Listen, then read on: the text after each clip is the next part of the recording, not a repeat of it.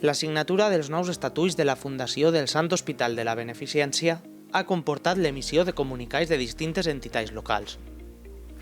Des del Col·legi La Milagrosa, un dels principals interessats, han volgut exposar les propostes que el centre educatiu ha fet a la mateixa fundació.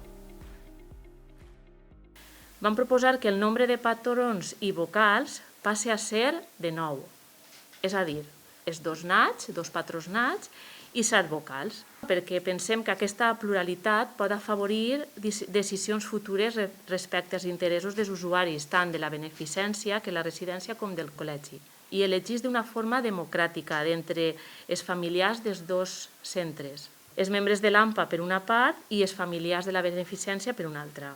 També sol·licitem que la resta de vocals que representen a la societat civil siguin triats també mitjançant processos de participació. Estem al patronat a que, en cas d'una hipotètica dissolució de la Fundació, que els béns que foren íntegrament destinats a l'Ajuntament d'Ontinyent i que ell poguera després destinar-los a un fi o una activitat d'interès anàleg semblant a el que és el nostre ideari. Seguidament, a la nostra reunió, va haver una altra reunió amb els membres de l'AMPA i vam poder traslladar al patronat les seues inquietuds sobre l'educació dels seus fills i de les seues filles, sol·licitant-los que en aquest canvi estatutari pogueren estar ells representats com a vocals. Pensem que amb aquesta proposta, dins de la Fundació, queden representats tots els usuaris de les dues activitats socials que té, és a dir, la part educativa i la part assistencial. La proposta de convertir el Col·legi La Milagrosa en cooperativa educativa ha estat un dels temes tractats i explicats en la roda de premsa.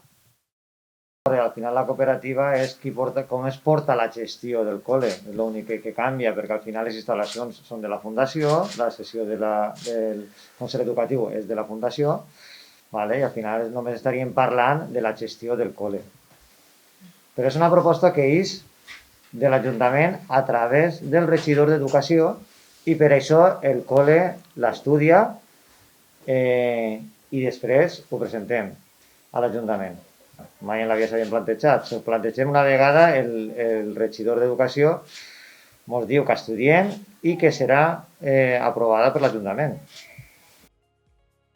Des del mateix centre educatiu, avancen que els membres del patronat convocaran l'equip directiu a una segona reunió a finals del mes de febrer.